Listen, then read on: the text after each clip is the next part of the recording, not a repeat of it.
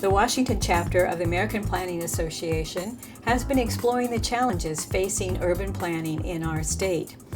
As a result of our efforts, we've produced discussion briefs, resource guides, and other products useful to planners in local communities. Those are now posted on our website. This video is one of a series of videos produced by APA directed toward elected officials and local community citizens. We hope it will provide a basis for action in your community. Social capital, as defined by Robert Putnam, is the interactions between individuals in our society. It's what holds us together and allows us, people to work together. It's also the trust that comes from interactions between individuals, small groups, clubs, churches, civic engagement, and all those sorts of activities that help us work together and help us to build trust in one another. As Robert Putnam has shown, it's very important for effective governance as well.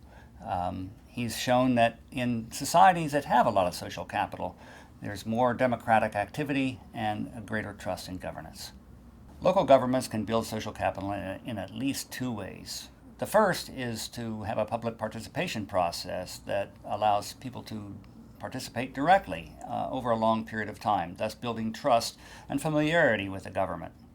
The second is to build a public realm that fosters social interaction. The way our streets and parks and roads and transportation systems are designed can have a huge effect on our ability to work together and interact socially. FutureWise has been working all over the state of Washington. The issues that it works with is the context of our growing population. And how do we plan as our population grows to make sure we're creating vibrant economic centers with protected environment, natural resources, waterways, and ensuring that there's opportunity for all people to live and play.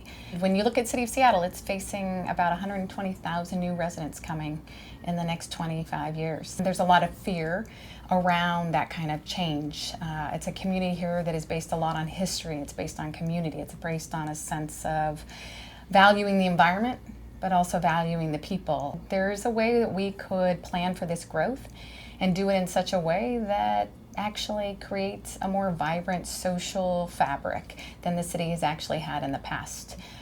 Charles Montgomery's book, Happy City, really opened that conversation. And we invited Charles to come here and work with the University of Washington students, as well as our organization, to start to say, how do we get people realizing that change and growing population and a growing built environment that is changing doesn't mean that the city doesn't have to still be a great place to live and to interact. And that was the question we took on and invited people to explore. So working with FutureWise, we developed the Happy Seattle Lab. It was in October of 2014 at the Olympic Sculpture Park. And in it, we had a series of 5 urban experiments. Those were various different activities kind of scattered about the room with little prompting to the attendees. They were just kind of billed as fun activities. One of the kind of the best ones that we had in the Seattle context was what we called Metro Mosh, where people got into this fake bus and then slowly the walls closed in on them to make them sense kind of this feeling of being in a compact, dense environment. And that ties into these larger concepts about how space is an important concept for people, and it hits us on a very visceral level, and it does things to our stress levels and our happiness. And so it's something we need to think about and be mindful of as we develop our cities. So that's just an example of kind of how we play around with these larger concepts about how humans react in the world, but in a way that's fun. It's really tangible. We decided to dig a little deeper after the Urban Design Lab, and we wanted to test out the correlations between the built environment and social capital. We created a survey to ask people about their overall life satisfaction, their transportation mode, and their community engagement.